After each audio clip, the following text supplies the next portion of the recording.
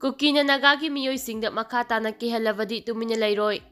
Nagagi miyoi singda Kukina makata na kihalavadi tumina laitoroi haina Manipur Naga Youth Organization MNYO ki chero amana hairi. Chero asina hai tangkhul naga maza oiriba asang kasarbu social media da kihankiba adudagi wafom khara thamdaba yaraktre. Manipur da naga singna makhoigi lamni haina claim tawba yaroi haina Kuki singna social media singda phongdokiba adu yamna laibak thibani. Masi naga furu apumbada sound usutabani. Kuki gi ahal laman singna naha sing asibu ningthina takpi tambigadabani. Naga singda text sijuna makhoi lairakibani khangadabani. Haukiba puwari sing adugi khudam chamnang sing lonya laiba ngaktani. Asigomba wafam sing wakhal khantadana phongdokpana nungaitaba phibam sing sodina oihalakani. Makhatana asigomba wafam sing phongdoklaga laibagi thabak asi asingbagi thabak nate. Haukiba matamda thokiba nungaitaba thodok sing amuk hanjilaktanaba. Kuki gi akhang ahi oiriba luchingba singna ningthina taktuna khangadabani. Heritage site laiba village statue tare aduna Siroi khulgi sagai singi apunba adu ulivani. Paite Community Kuki Area da changdanaba warning saokhre. Paite Community na fajilaga thamliba civilian Kuki ani adu pung kumari ki manungda condition amata yawgana thadorakadabani. Karigumba thadoktaba tarabadi Kuki singna khundariba jaga singda Paite militant sing changba yaro. Indigenous Tribal List Forum ki chairman Pagin Haukip amasung lup asigi secretary Muan Tuibing anina thadorakpa joint statement amana hairi. Chiro sina makhata hairivana Paite Community na fajinkiba Kuki misam ani adu thadoknaba thamliba wafam asi khanadaba tarabadi Paite Community sing Paite militant amani haina lauthokani. Paite Community sing asi major Kuki Community na control tawi haibasi aronba amanate. Hauji thokliba umkhatnaba asida Paite sing na maite singbu support tawi. Lamkadagi Bungjanem Paite na Kuki village volunteer sing ki information sing maite community sing da pi hairaduna haukiba tangpung humdoida Paite militant sing afaba makhal gi khulai sizinaduna nongai kathorakpagi thawong adum Indigenous Tribal Leaders Forum na akanba mawongda condemn tawi. Paite Community na fajinkiba Kuki ani adu pung kumari gi manungda thadoraktaba tarabadi Paite militant sing Kuki na khundariba jaga sing changba yaroi hairi. Republic Day ga mari lainana police medal lauthorakpada Manipur dagi mari yaure Kuki police officer manga medal laupa lakpa ngamoidari. Hayeng pangthokadariba 35 suba Republic Day thauranga mari lainana laiba asigi oina police personnel 1912 guarantee amasung service medal pinanaba lauthokibagi maunungda Manipur dagi mari yaure. Adumakpo hayeng pangthokadariba Republic Day thauranga mari lainana first MR gram da pangthokadaba Republic Day gi mapung oiba thauranga mari lainana medal pinanaba miyoi 19 gi list lauthokibagi manungda Kuki Furuki oiba police officer manga di haujik lairiba conflict asina maram oiraga medal yanthokpagi tharom asida saruk yaba ngamroidori. Ministry of Home Affairs ki chero amana hairibana sahi asigi oina tongan category habadi medal for guarantee personnel sani ga humdrama aduga president medal for guarantee na personnel anini medal for district youth service medal for meritorious service ki oina punna chatre ka yankhai humdoini masigi manungda police personnel gina chatu ka humpuga taret fire service kina kuntraganitoi civil defense amasung correctional service kina medal kunga taret ni medal pina balauthokiba aduda Manipur gi oina president medal for district youth service da CID CDG inspector elangbam Bhuvaneso yawrak medal for meritorious service na Navaki inspector general of police Kavri ke CIDS ki gidana oinam Pemananda aduga ukhru gi AS Sai Raisram Ram Kumar yawre aduba hairiba medal sing asidi Indian Independence Day August 15 da pigadabani mamang sahi lising anigi subna kunga humdogi August 15 da matau ningtina tawbagi damakta medal pinanaba lauthokraba personnel taraga nipana hayeng first MR da pangthokadab Republic Day gi mapum oiba thauranga mari lainana kusinagani adumapo haujik thokliba kangluk ki irang asina maram oiraga Kuki gi police officer manga di medal yanthokpagi tharom asida saruk yaba ngamroidori.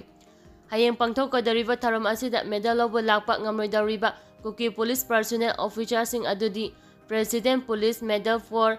district service adi lising aniga subna kungi nithogi lauthokraba tare suba IRB gi commandant Thado Mangkhonjang Hakipken president police medal for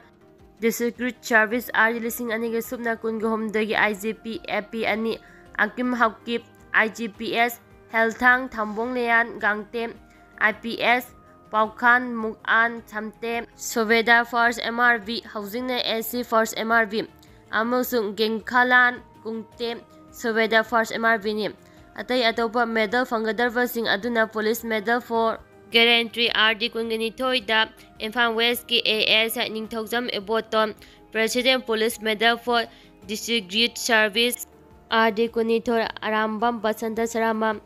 CO6 IRB President Police Medal for District Service RD Kungohumdoi the Infan East ki SDPO Laimayum Amarnath Sarama Police Medal for Mediterranean Service RD Kunitoi da Hauzik Tare Suba MR gi AC Oiriva Takhel Mayum Wojendro Sobeda MPTC ki Sobeda Manil Kumar Soram MPTC gi Hauzik Zamendar Oiriva Havidar Yunam Gonesor Hauzina Bisnupur gi STPO Oiriva OC Parel Oiramba Laistrom Kogen Police Medal for Meritorious Service ID Kunitoi da Hauzina CID SB gi Deputy SP Oiraba Inspector Kamai Abui Kabui Imphal West ki SI Singvaijam Lalikumar SI CID SB Yumnam Pufulo Retier Seke MR gi Riflesman Konjengbam Pratap Singh Union Home Minister Medal for Excellence and Investigation for the year Lising Aniga Subna Kunginitoi Housingna Kasom Kolengi OC Oiriba Urkulgi SI Marsang Umay Hai Amasung President Civil Defense Medal for Mediterranean Service Singaniga Subna Kungo Humdoida Civil Defense ki and Actor Senior Fulai Lakpam Hemolatani Sanabagi di Tambu Tambiko Isa Singi Tungi Punsigi Dam Kambada Ahing Tumdre Waikem Ongbi Ibimsa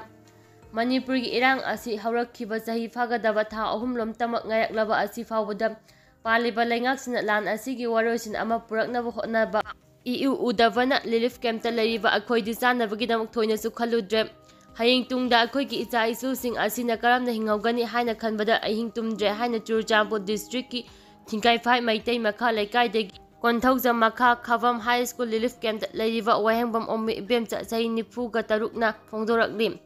Mahakna Makata na Fongdorakpada Hauzik Lariba Manipur Lengaksina Irangsi Loisinava Hotnarambadi Yai Adubu Akoida Karimata Kangan Bidre Sahi Yamsilakadoraba Akoidi Isasingidamak Hingliba Makoigi Wakada Laiman Oire Isasing Nungai Fana Hinghobadu Kaktane Akoina Pamjariba Hona Zadak Adubu Matam Asukuina Akoina Relief Camp Lairak Riva Asi Waroisin Ama Purapak Ngairivani Adubu Madugi Mami Ama Itata Dribanina Akoi Matam Kayam Kuina Manghan Bikidoribanum Wang Asi Lairak Ki Mafam the Toina Hangning Somdana Akoibu Mating Bibiriba Relief Camp Asibu Senabiriba Ita Inausing Asina Akoina Laimada Taraga Hipa Uraga Makoisi Mayum the Halaklaga found the Tumbak Namdre Hadana Camp as Laktuna Makoisu Taraga Fawa Lake Viribani in Messingi Famu Amam Tadis and Gena Hadana Kana Honarivani Adubu Akoigi Tang Tava Fivum Ama Lepi Gadava Lengaxinadi Hari Vasing Asikarimata Kangsin Usinatan Labugum Tauri Igi Ipuraba Wankem Ibomza Tavaksuba Noma Kanzaba Misakni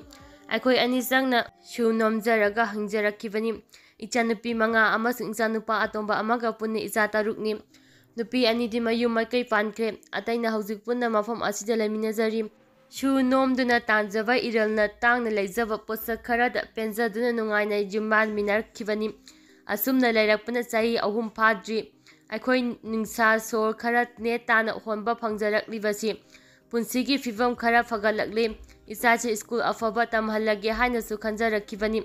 Adubu Laivakna Tiribasu Sagasarakiva Manglan Kaya Ado Hauzik Kumza Lising Aniga Supna Kungumdogi Me Ahumda Kanghaudan Kuki Hauраkiva Irang Adu Mami Samhan Kre Kaubangam Dinumit Ado Aikoisu Karisu Kaluda Vanina Tafam Topa Itau Mahusagum na Pangtoksa Duna Lairambani Numida Wairam Sanglakpa Matamda Fonda Lila Amataduna Imung Manung Wairam Sengduna Tasin Komjin Lingai da Ipuroba Laktuna Sakngana Tonglaga Satongnava Tausim Irang Asa Yamna Kankalakle Haduna Facebook da Torbung de Yum Kaya Mai Tabagi Photona Singba Adu Uladuna Engonda Hairaki Aikoina Toina Hena Kanjilu Davana Su Oirambayai Madudi aikoina hauba marupki senfam tha amarongi mamangdagi marup aduda yauba kuki singdi marupki sel adoma hulakidrabani. Maitei singdagi lawa sangongi pifam thokpa sel kayamuk pirakidaba laikibani. Asumna numi adugi nungdang pung tarik makai tarakpada aikoigi khul adugi kuki ningthawna hingnaba chelo haire. Madu tabadagi aikoi punna laisi tawrambado mahai mana thokpa hingnanaba chenarakibani. Mathong maram khangna kidre laikai juda aikoi 13 khak lehobani adubu fau chingluba san gari adugi da makhanduna khong thangdopa ngamkhidabani adubu irangi fibam phalaktabana aikoi chu chingi umanglomda kakhatuna lotpa takhi thogdok singju ningsinglaga mari subi ijanupi asi hauji wakhalgi laina laistenare toina wanthabi mafam khangdana lektharakpa tawduna leire asumna wagadaba oirabadi mafam aduda ima icha thawai tharambana hena fai aigi ichanupi matau ase yengba ngamdre hairakhi miyamna pabiyu nainabiyu Manipur ki langi matangda miyamgi wafam mihut khanbada cheksilasi miyoiba khudimak taibangpanda khongdarakpa matamda thawdang amamam pangnaba lakpa ngangtani miyoi kayana sendongi damak lalor itik tawnai miyoibana hingiba makai sendongi koithi thinaba ngangtani asumna sendong yamna talaba matungda achauba aroiba sendong phangnaba hotnarak mamaida politics da khongdarakpa haurai Politics tawba khuding mayon amamam lai ahambada miyamda mai onsinba miyamgi luchingba makoidi thamoy yamna sengi makoigi damak khanba thawai yawa kathopa ngami amana miyamda khanba yamna manghanba manba miyamdagi mamaidi laithoktuna leiba luchingba makhalama makoi asi matawdi yamna mangani aduga nungda miyamgi mangnaba ngakta oigani asumna luchingbana mamai ani sugani yamda mamai onsimba luchingba si yamna tangani maching thiba yagani aduga miyamdagi mamai leithokpa luchingbadi maching thiba ngamloi karigumbada mikhal hek yorokpada miri masing khangloi magi aningba apama kayana mangda thaduna candidate oinaba chongthorakani masi makhagi local gi mikhaldagi achoba mikhal fawbagi chatnabini sendong khwaidagi phangba sendongna koitan tanarapa asi mikhal mai pakpani Mikhalda mai pakpa asidi ikai khumnabaga loinana sendong phanglibani atai lalonbadi isawaba amadi ngak yondrabadi phangba yadaba sendongni karigumba laibak thiraga jailgi hawai jaba sendong tanbagi thawongni masida khanaba yaribadi afaba luchingba pukchel sengba miyamgi khanba afaba khunai ama puraknaba honaba khuding aikoi miyamgi khutta leiribani maram asina democracy bu khwaidagi faba laibak sembagi masa amani haribani Miyang wakhal taraba laiba amadi lamdam isu khuding mamut tana fajana khanglabadi democracy dagi henna faba laibak lengaklon laite adubu isu masa khangdaba masagi mamalbu supnagi sel kharana onaba yaba miyoi singi mafamdadi afaba mihut khamba ngamde maram aduna democracy gi masak mangi pukjal sengba luchingba khamba ngamdabana fattaba amotpa laiba masana tarakpi asiguma matam asigi lenga ama leibagi mathau asi wakhal tadriba miyam amagidi afaba director amana hena faba sulaita banate aikoina yamna siksingadava asi mihut khanbani masidabu acha atak amadi isagi right put selga onthokna khraba afaba leibakti sungoi oiroi tungi oiba afaba lamdam ama oinabagi aikoi isagi famfam thokpa right mangandana Selga isagi rat ka sinathokpa si tokuna afaba mating laiba mihut khanbagi hainabi thamnaba honaba asi tangai fade ayamba miyoina laibaki issue khangdabagum tawi mangda tariba issue sing khanna issue lusinba ngamba mating laiba mihut khamba yamnamak mathau tarai ngasigi aikoi miyamna awaba nangliba misi mina kaya thokliba asi mating laiba nungsiba yaudabagi awaba mayoknabani aduna mikhalgi matamda selgi amadi thakpa zabagi kumhaini khanduna machang oiba luchingba khanbagi hainabi thamnasi adomgi thambau kakching khunau hijam sintha loire khanganu athawbasing angam athawsing sari wasak khrabasu sinthadi loikhiroi yeknaba mangda lepli lalong yatli yariba makhai cheksimba mathau time komthopi ganu makhoi khoi thipa oirini kalak mi hawbadagi siba mangba yenglak Sigivana mangzava natana kanade yariba makai chekchimba soidaba oibiyu angamba singi sari wasaksu hingzabigi sari gum tawrak ro hainingai laite haujikti nakhoi pukje khoije manana panthung yaudaba yade ko ichasa